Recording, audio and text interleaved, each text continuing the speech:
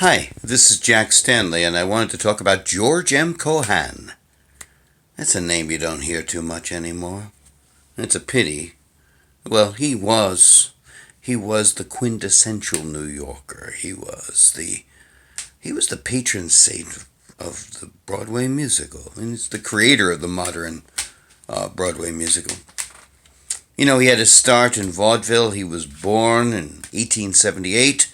He said he was born July 4th, but he wasn't, but that's all right. And he kind of wore July 4th like a necktie. And everywhere he went, it was ultra patriotism. Think of his songs. You're a grand old flag. Originally called You're a Grand Old Rag until everybody had a heart attack because he's calling the flag a rag.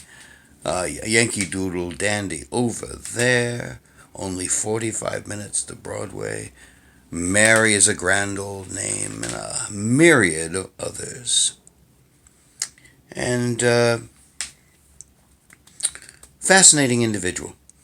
Lived in the Knickerbocker Hotel in New York City. Same place that Caruso lived, and Caruso and Cohan used to have dinner together, and Caruso would always marvel at the fact that Cohan would eat crackers and milk. That would be his dinner. Another thing that's kind of interesting about him is the fact that he started in vaudeville, as I mentioned, and he was at the Four Cohans, which is family, his father, his mother, sister, and himself. And of course, when they would finish a performance, he would step to the footlights and say, "My father thanks you, my mother thanks you, my sisters thank you, and most of all, I thank you." And that became a standard line for many, many, many years. His father was a bit of a problem. His father was quite a heavy drinker and also would tear places apart. And, his father had belonged to the Lambs Club, which was a theatrical organization.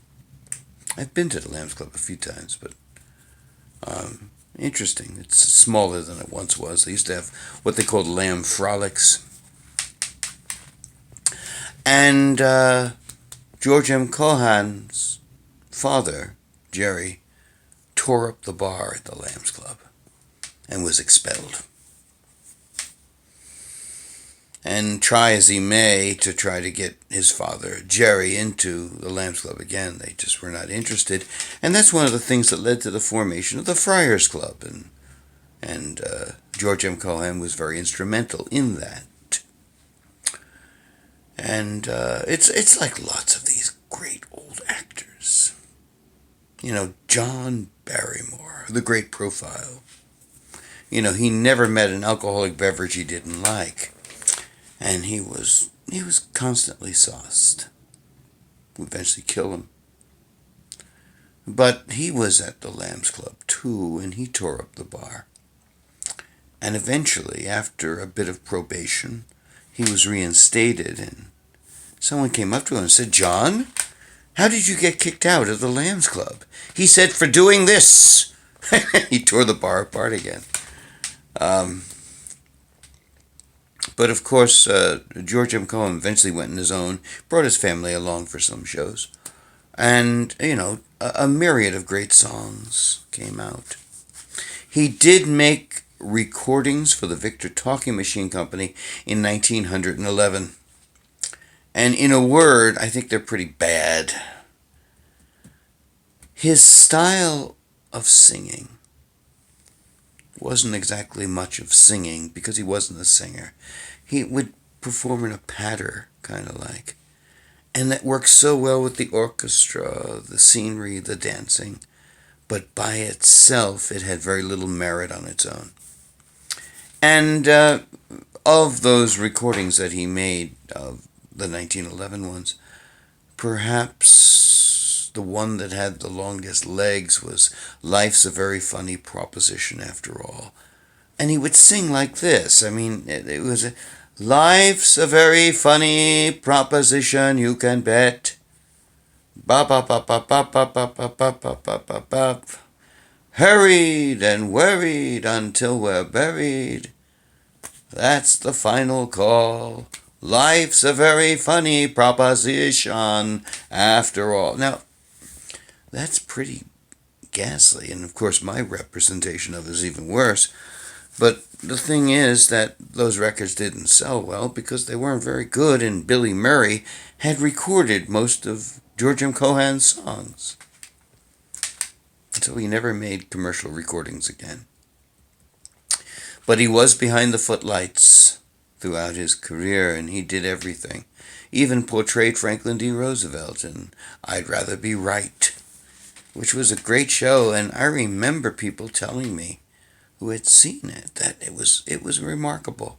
Here was this guy practically 60 years of age, and he just flew across the stage. Maybe there's something to drinking crackers and milk.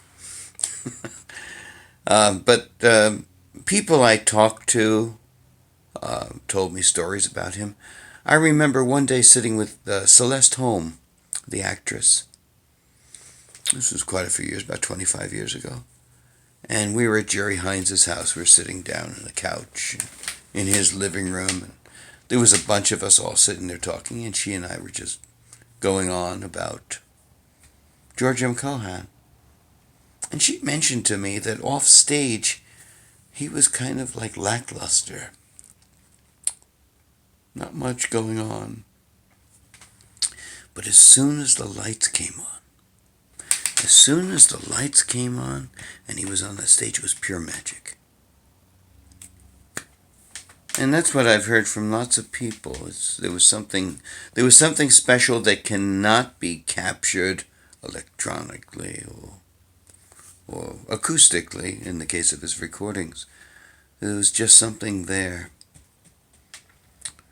Other things about him is that, he was instrumental in supplying information for the movie, which starred Jimmy Cagney. And a lot of people think that Jimmy Cagney is George M. Cohan because he performed all the songs and in many respects sang them better than George M. Cohan.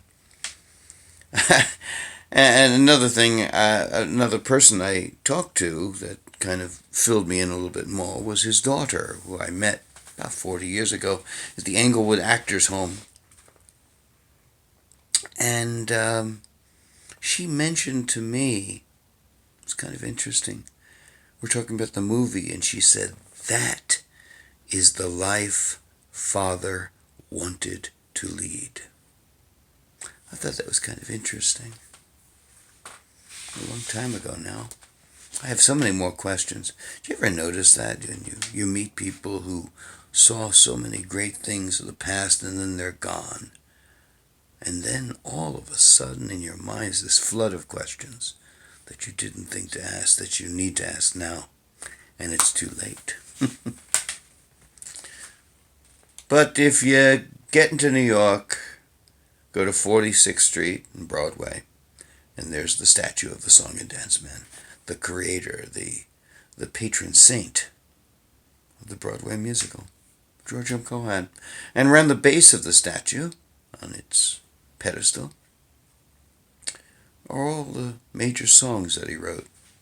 I'm waiting someday. You should have a vocal group in front of that statue and sing every one of those songs.